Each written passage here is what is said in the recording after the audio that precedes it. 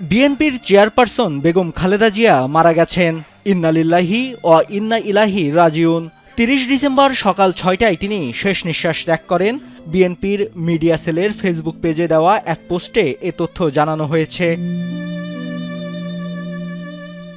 এর আগে বিএনপির চেয়ারপারসন ও সাবেক প্রধানমন্ত্রী খালেদা জিয়া অত্যন্ত একটি সংকটময় সময় অতিক্রম করছেন বলে জানিয়েছিলেন তার চিকিৎসায় গঠিত মেডিকেল বোর্ডের সদস্য ও বিএনপির স্থায়ী কমিটির সদস্য এজেডএম জাহিদ হোসেন। ২৯ ডিসেম্বর রাত ২টার পর রাজধানীর এভারকেয়ার হাসপাতালের সামনে সাংবাদিকদের একথা বলেন জাহিদ হোসেন। খালেদা জিয়ার শারীরিক অবস্থার সর্বশেষ তথ্য জানিয়ে তিনি বলেন, সকালবেলা মেডিকেল বোর্ড হয়েছিল, কাজেই এই অবস্থায় তিনি অত্যন্ত সংকটময় একটি সময় অতিক্রম করছেন।